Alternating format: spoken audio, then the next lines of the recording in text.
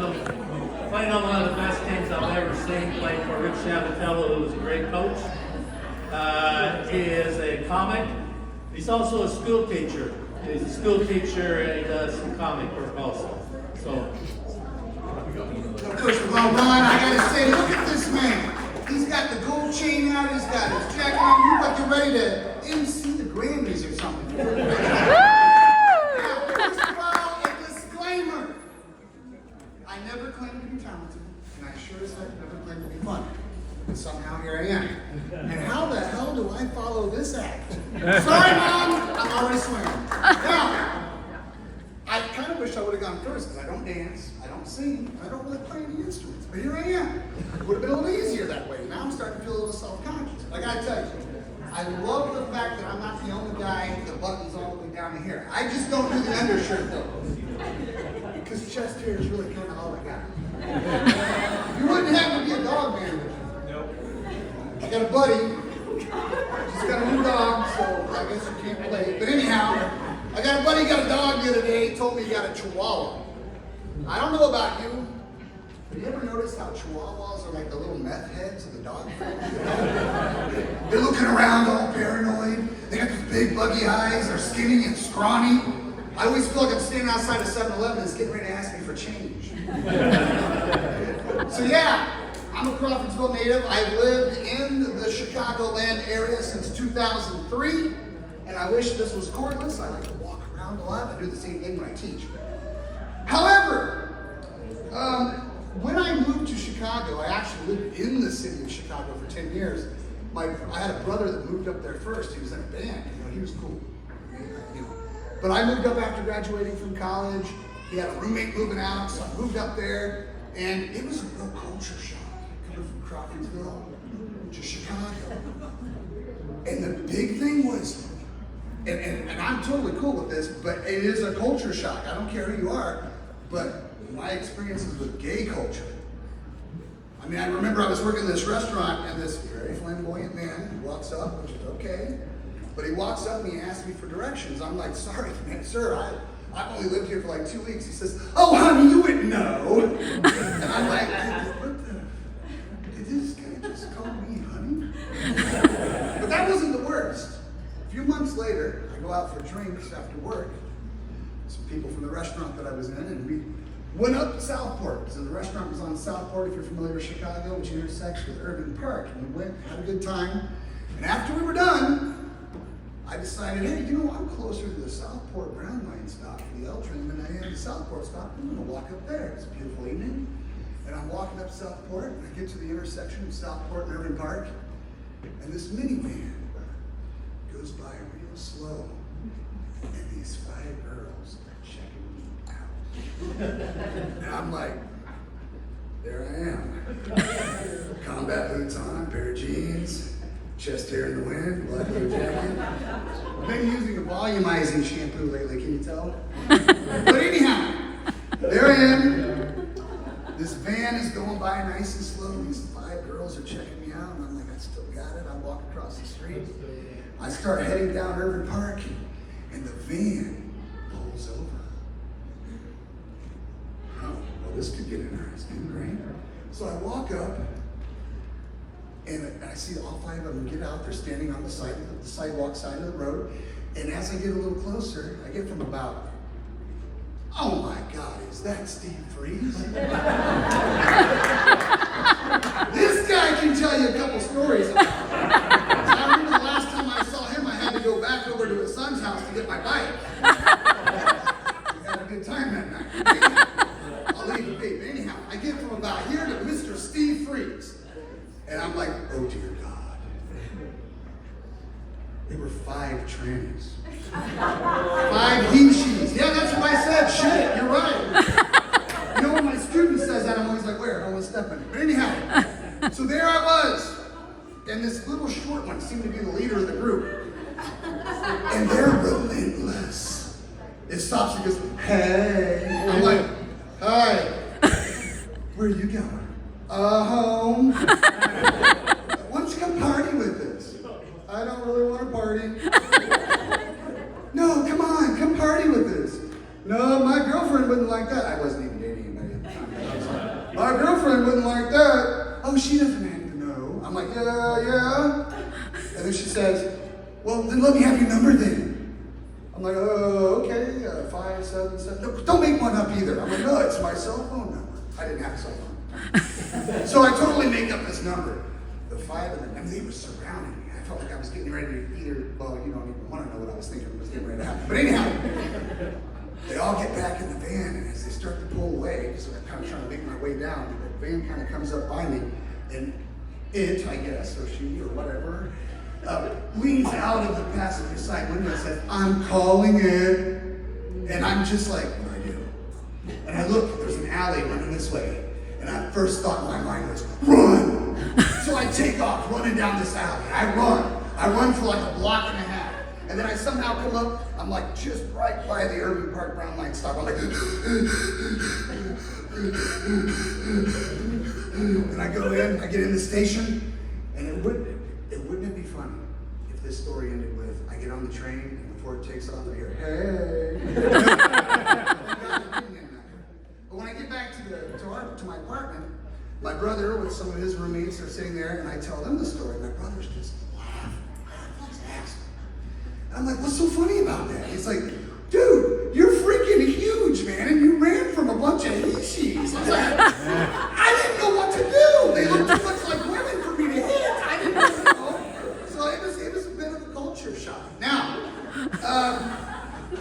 I ended up going into management for a while with that same restaurant that I was with, that sandwich shop, and had other experiences. But I ended up I did it for like 9 years, and I was kind of good at it. But I hated that job. I hated it. You were a doormat all day. Customers suck, by the way. Man, customers suck. I had a sandwich thrown at me once. I had all kinds of stuff happen. But I'm telling you all this because I came to realize one time, I hate this job so much. Why am I still doing it? And then it dawned on me. I remember I had a lot of high school and college age kids working for me.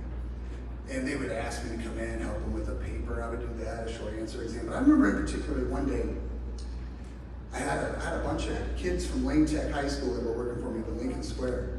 That's the north part of Chicago, if you don't know. But anyhow, they were talking to report card pickup day.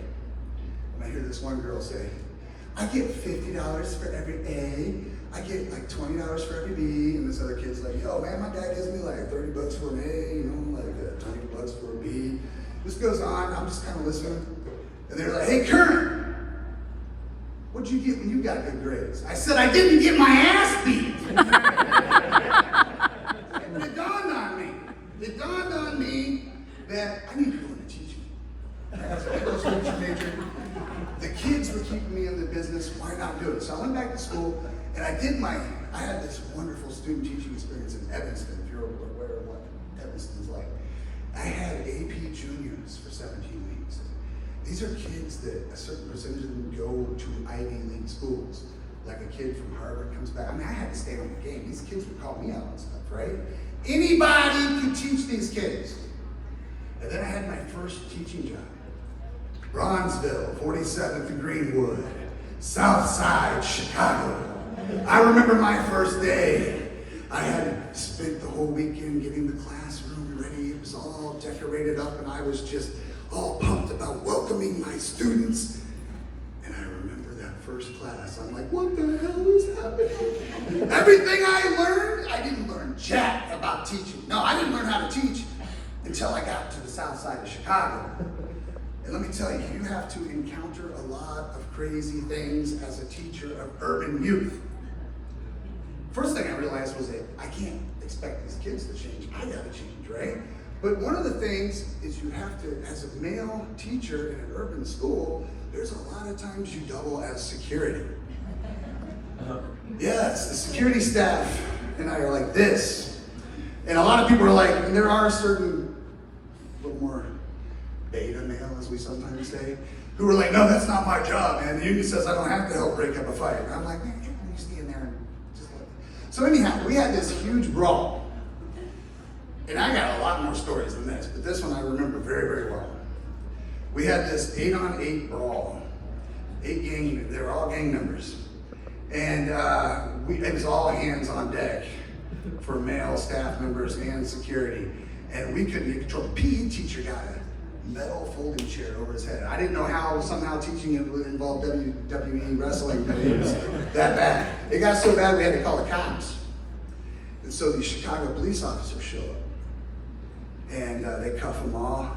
And this one particular student, and I used to tease him about this after this happened, he was involved in the fight, and he looks at the Chicago cop, and he says, "Hey, sir, I gotta take a shit." And I'm like, "What?" And the cop's like, "Man, you gotta be kidding me. You just get into a fight and you have to no. And he said, "No, I gotta take a shit." So, sorry, I'm supposed to put the mic up to my mouth when I talk. So, the Chicago cop pulls him up off the ground, and he looks at me and says, "You, come on."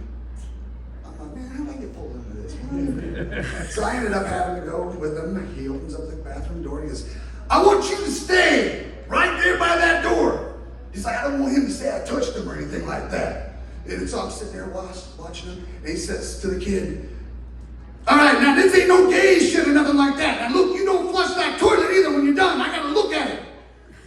Then he says, "I don't want you to flush that toilet, otherwise I'll charge you." And then he looks at me, and I don't know if it was my face or what. I don't know what my face looked like, but he just looks at me and goes, "Sometimes they stick shit up their ass, like weapons and drugs and stuff. And then they'll try to get rid of it down the toilet." And I'm just like, "You don't say." So he's like, "I gotta see it before you get out of there." And that was crazy. But as a teacher in urban cities, you have to create a persona for yourself. You gotta make them think you got a little screw loose, right? So a lot of times, early in the year, usually on the first couple days, I try to tell them about the time I'm like, "Yeah, I had a student throw a chair at me once." Sometimes they'll ask me, "What'd you do?" Sometimes I have to say, "I couldn't write them up either." They'll be like, "Why?" I said, "Because I threw it back." I did have that happen, but I did not throw it back. So you gotta get a little myth in there, right? Make them think you got a screw loose. And sometimes you gotta do certain things to get a little street cred. I remember this kid, Cortez. And Cortez, for like a month straight, kept challenging me to arm wrestling. And I'm like, "No, Cortez, man, I'm gonna hurt you." Now, Cortez was a big dude.